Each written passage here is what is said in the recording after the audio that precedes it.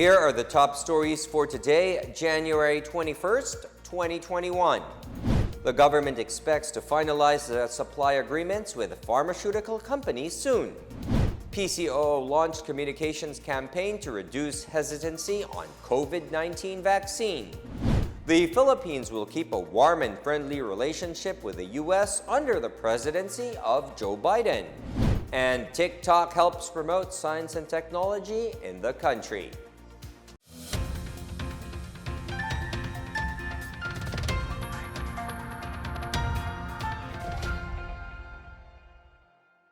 Good day, I'm William Theo. Welcome to the PNA Newsroom. The government expects to finalize the supply agreements with pharmaceutical companies by the end of the month or first week of February.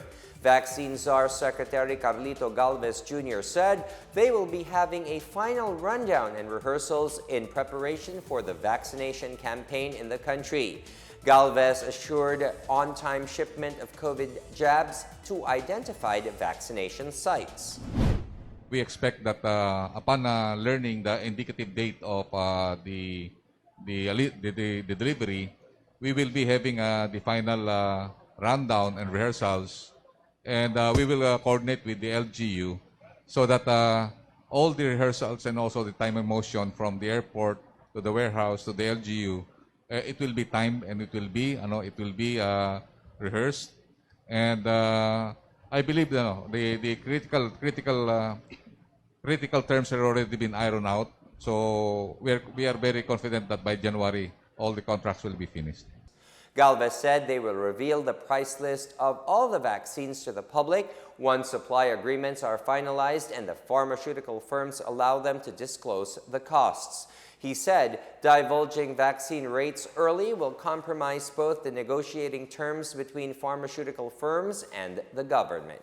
It is really some sort of honorable agreement with trust and confidence that we will not reveal any prices because they are also negotiating with other countries. For every violation that we will make, we might lose the volumes. They might withdraw with the contract and we might lose the 148 volumes. Strict implementation of the minimum health protocol remains the top defense for Filipinos to reduce the risk of transmitting the virus. This is reiterated by National Task Force Against COVID-19 Deputy Chief Implementer Vivencio Dizon. He said while the country is waiting for the rollout of the immunization program, Filipinos should continue to practice the minimum health standards such as wearing a face mask and face shield, hand washing, sanitizing, and physical distancing. He said the task force continues to strengthen its test, trace, and treat strategy in its fight against COVID-19. We do need more capability all over the country to do genome sequencing. In order to fight that, the main weapon is really the minimum health standards, that we need to enforce. Mask, washing hands, distancing, face shield. Yan po ang pinaka-epektibo nating panglaban sa new variant. Dizon also emphasized the importance of monitoring the post-administration of COVID-19 vaccines. He said that as the country will just start its immunization program, the government has to learn quickly from the experiences of those countries that have already started their vaccination program. The administration of the vaccine, yung pagtuturok mismo, yes, this needs to be completely decentralized, meaning we have to work with the local government units, we have to work with the companies, because it's a Herculean task to vaccinate 70% of the population this year. After the vaccination itself, then we go into the monitoring of those that have been vaccinated. But we have to prepare for that because that is critical. That is critical in the end-to-end vaccination program. We need to follow best practices all over the world, which includes testing for antibodies. Meanwhile, 8 co-passengers of the male patient infected with the UK variant of SARS-CoV-2 tested positive for COVID-19 upon arrival in the country. The Department of Health said these passengers are in stable condition and will remain under strict monitoring while completing isolation and while waiting for the results of re-swabbing. The other 5 close contacts of the patients who recently tested positive are his partner, 2 other co-passengers, a household member, and a healthcare worker who attended to the index case. Information and education campaigns are underway on the anticipated rollout of the national COVID-19 vaccination program. The Presidential Communications Operations Office and its attached agency, the Philippine Information Agency, kicked off its communications plan with a town hall meeting called Explain, Explain, Explain in Mandaue City, Cebu. PCOO Secretary Martin Andanar said equipping the public with the right information will reduce COVID-19 vaccine hesitancy.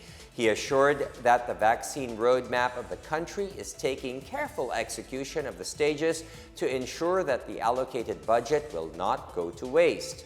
The metropolitan areas of Manila, Cebu, and Davao will be among the first to receive the vaccine since they are identified as COVID-19 high-risk areas.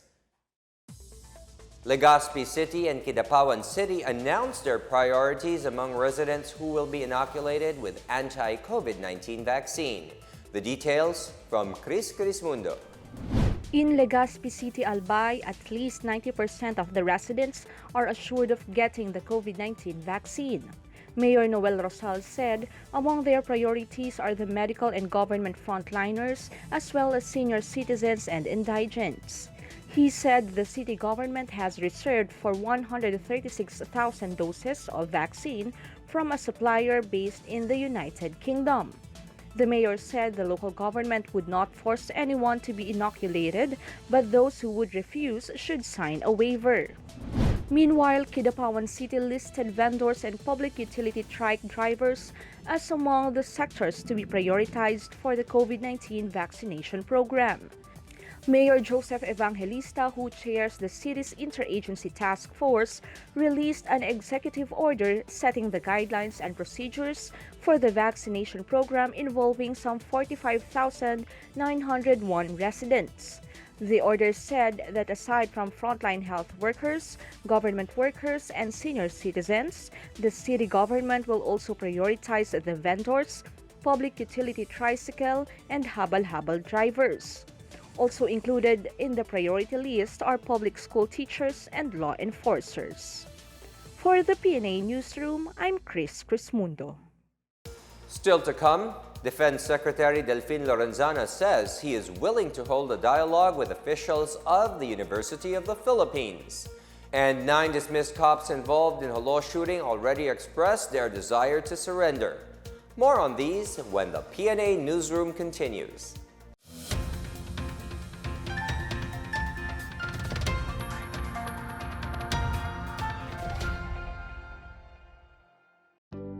Alamin kung paano ang tamang pagsusuot ng surgical mask. Una, hawakan ang mask sa strap at siguruhing natatakpan nito ang inyong bibig at ilong. Tandaan, ang may kulay na bahagi ng mask ang dapat nasa labas. Ito lamang ang tamang paraan ng pagsuot nito. Ihulma ang nose piece o maliit na metallic strip ayon sa hugis ng inyong ilong. Iwasan ang paghawak sa inyong ilong at bibig.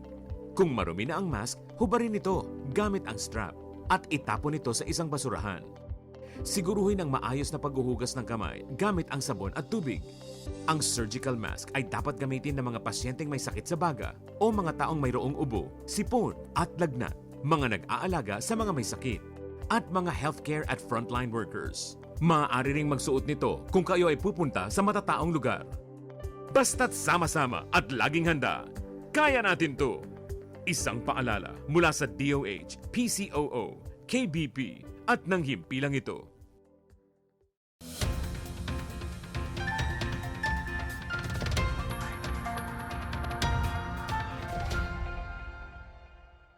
You're still watching the PNA Newsroom. Defense Secretary Delfin Lorenzana said he is willing to hold a dialogue with officials of the University of the Philippines or UP if they could explain incidents where UP students were killed in military encounters. Lorenzana said he is referring to some of the UP students who were recruited and were killed during an encounter with government troops. Explain to me, bakit ang nangyari ito sa kanila? Why did they fail to protect these young kids joining this organization that they get killed? As a parent, I really feel sad for these kids na mamatay sila ng ganito. Lorenzana clarified that they have nothing against the state university and the abrogation of the agreement was not an attack against the school or its alumni. Yes, I am open to dialogue with them. I appreciate the intercession of a lot of well-meaning people like the members of the Senate who passed a resolution for us to dialogue. Also, Secretary Roque has offered his office for a dialogue between me and Danilo Concepcion. Lorenzana also mentioned that students and activist groups can hold their rallies inside their campuses even with the scrapping of the agreement. They can shout their lungs to high heavens. They can put in the graffitis around UP. Thank you for your question. Wala kaming pakialam doon. Dinagan ko lang, sir, yung KSND. Meanwhile, AFP spokesperson Marine Major General Edgar Arevalo said the abrogation of the 31-year-old agreement with the UP does not mean an impairment of their freedom of speech, of assembly, or redress of grievances. This is not an attack against UP or any other academic institutions. As a matter of fact, this is an act to protect and to ensure na ang ating mga eskwelahan at ang ating mga kabataan, ang eskwelahan ay hindi mapapasok nito mga terorista na malinaw na binanggit ng ating butihing kalihim ng tanggulang bansa. AFP Chief of Staff General Gilbert Gapay said the DND-UP Accord was a violation of the Equal Protection Clause under the 1987 Constitution. He said it was only UP that enjoyed privileges under the recently terminated agreement. Gapay expressed support to DND's move to terminate the 1989 accord, saying it was unfair to the Filipino people and runs contrary to the public interest. He said that the military cannot remain bound by an agreement that dictates they have to seek permission before they can enter UP campuses. He said there is no substantial distinction between UP and other schools, state colleges and universities, and to give UP such entitlement places it in an unfair advantage over other academic institutions. It also defies that constitutional guarantee of equality of rights and protections under our laws. Majority of the 9 dismissed cops who have been charged following the fatal shooting of 4 Army intelligence operatives in Jolo, Sulu have already expressed their desire to surrender. PNP Chief General Debold Sinas declined to identify those who wanted to surrender, but said dialogue and negotiations are ongoing to expedite their surfacing. The 9 former cops have been released to the custody of their families and lawyers due to the absence of an arrest warrant. Sinas earlier said they could no longer hold them as they were already dismissed from service. The prosecution from the Department of Justice has strongly opposed detained Senator Laila de Lima's motion to dismiss the drug charges against her. In their comment filed before the Muntinlupa Regional Trial Court on January 18, government prosecutors cited clear evidence that the former Justice Secretary acted to protect known drug lords inside the New Bilibid prison. As early as April 2011, testimonies by prosecution witnesses, including former Detective Nonilo Arile, showed that de Lima was favoring certain inmates, particularly high-profile drug convict J.B. Sebastian. The prosecution also cited the testimony by Benjamin Magalong, former head of the Criminal Investigation and Detection Group, who was stonewalled in efforts to conduct prompt raids in Bilibid. They also said the absence of evidence showing de Lima's direct link does not negate the fact that she allowed, benefited, participated, and tolerated drug trading during her watch as a Secretary of Justice. Sebastian and Arile testified that they sourced the drugs from Chinese drug lords, including Peter Ko. Medical frontliners against COVID-19 will be allowed to use the newly opened SKYWAY 3 for free indefinitely. San Miguel Corporation President Ramon Ang said this means that even when SKYWAY 3 starts collecting toll fees, medical frontliners will still continue to benefit from the toll-free passage. SKYWAY soft opened to the public toll-free last December 29 until February 1. Ang reported that as of January 18, SMC has waived a total of 156 million pesos in toll fees for doctors, nurses, laboratory technicians, and other medical workers fighting the pandemic. Ang said SKYWAY 3 is part of SMC's efforts to help boost the economy and improve productivity by enabling trade, tourism, and transportation. He said completing SKYWAY Stage 3 had been part of SMC's push to help boost economic recovery and create more jobs.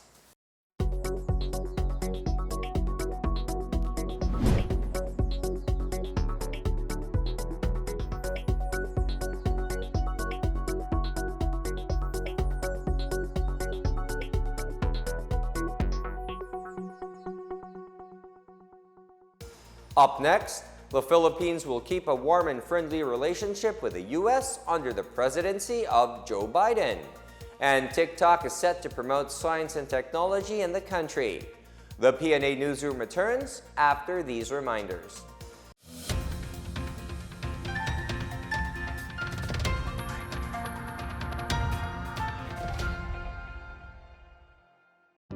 Alamin ang tamang paraan ng pag-ubo upang mapigilan ang paglaganap ng Coronavirus Disease 2019. Ugaliing magdala ng panyo o tissue.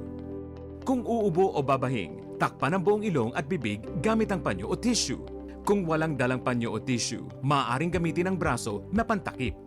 Kung nakararamdam na kailangan umubo o bumahing, agad na dumistansya sa mga tao sa paligid. Huwag dumura kung saan-saan, gumamit ng tissue at itapon sa basurahan.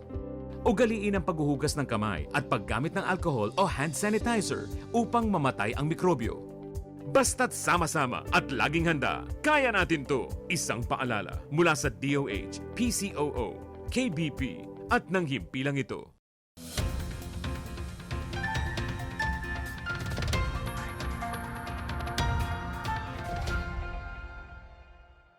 Mass production of the Ivatan beer, the first and only locally brewed beer in Batanes, has started in the country's northernmost province.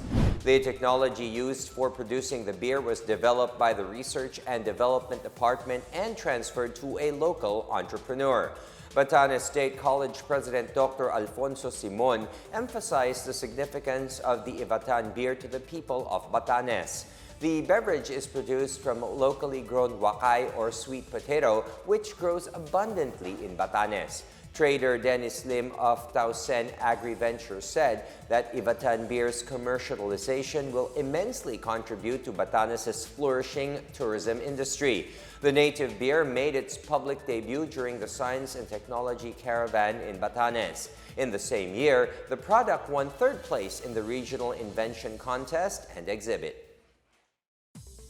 Local farmers in Visayas and Mindanao continue to grapple with African swine flu as local government units tighten measures to stop the spread of the disease.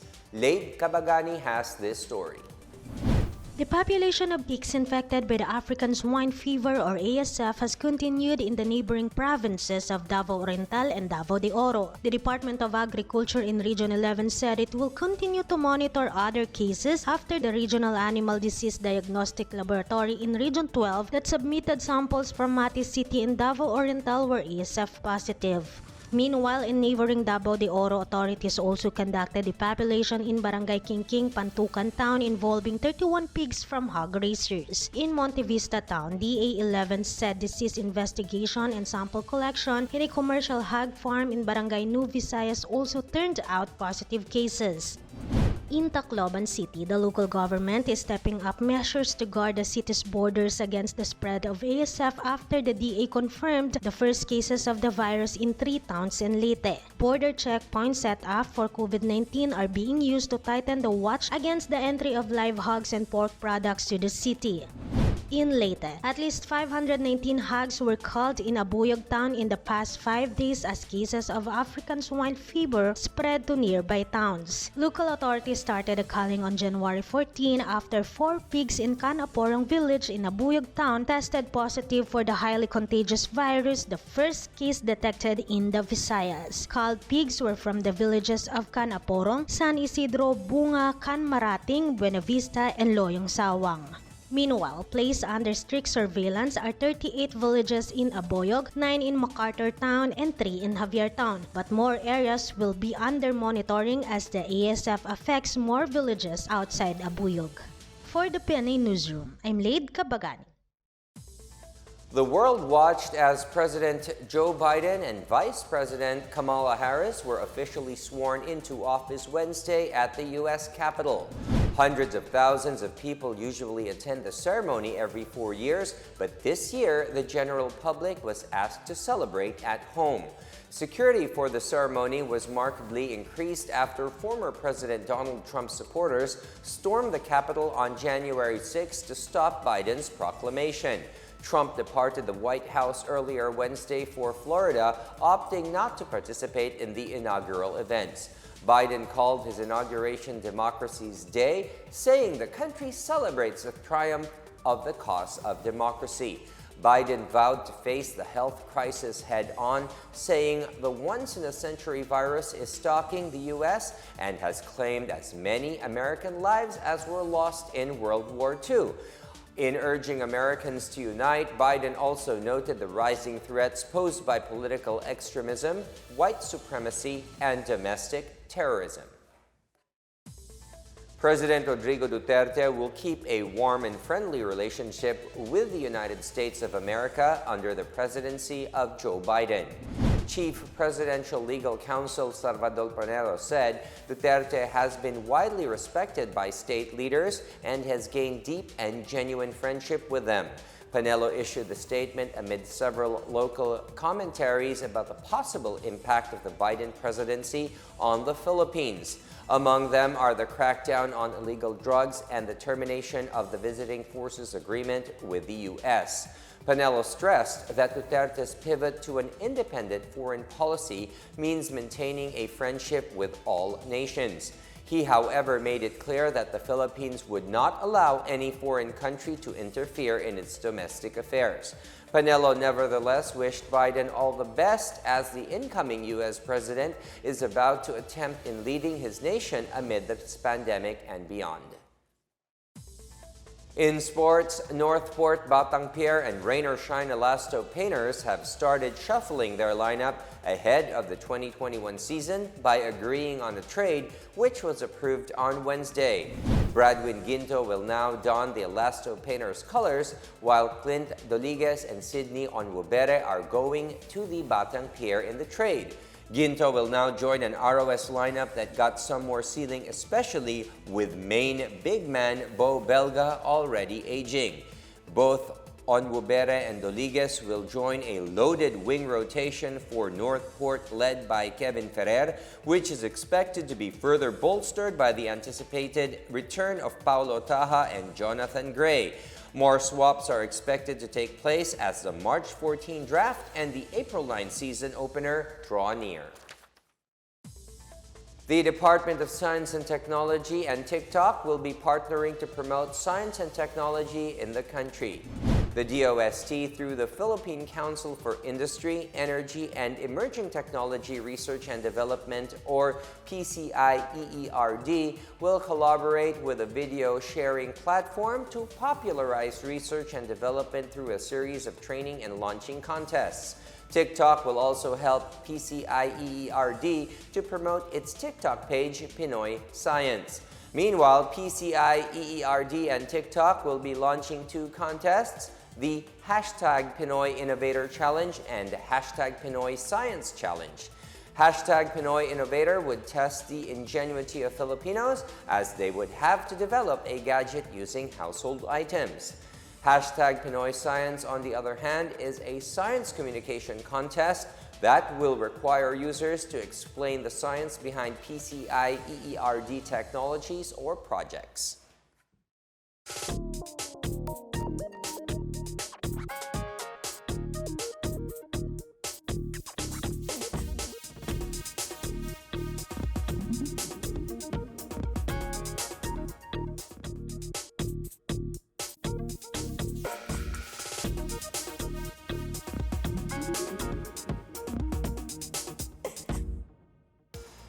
Here's another look at today's biggest stories.